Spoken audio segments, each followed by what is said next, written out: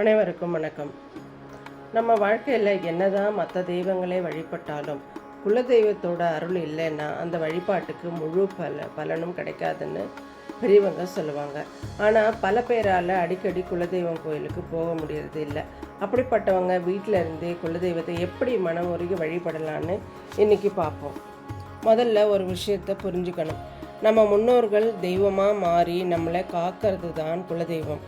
அவங்கள வழிபட ஒரு சின்ன மஞ்சள் துணி இருந்தால் போதும்.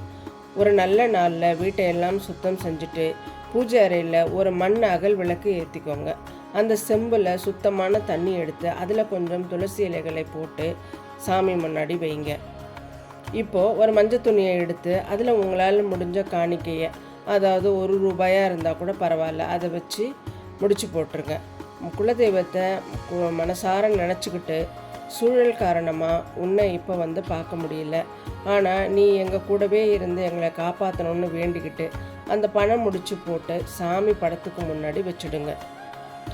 என்றைக்கு கோவிலுக்கு போகிறீங்களோ அன்றைக்கி இந்த துணியை எடுத்துகிட்டு போய் அங்கே இருக்கிற உண்டியலில் சேர்த்துடலாம். ரொம்ப சிம்பிளான விஷயந்தான், ஆனால் இது தரும் நிம்மதியும் நம்பிக்கையும் ரொம்ப பெருசு. முயற்சி செஞ்சு பாருங்கள். குலதெய்வ அருள் எப்பவும் உங்கள் குடும்பத்துக்கு கிடைக்கும். இந்த தகவல் பிடித்திருந்தால் உங்கள் நண்பர்களுக்கும் ஷேர் பண்ணுங்கள். நம்ம சேனலை சப்ஸ்கிரைப் பண்ணி வச்சுக்கோங்க. பக்கத்தில் இருக்க பெல் ஐக்கானையும் ப்ரெஸ் பண்ணி வச்சுக்கோங்க. அப்போ தான் உடனுக்குடன் நோட்டிஃபிகேஷன் வரும். நன்றி. வாழ்க வளமுடன்.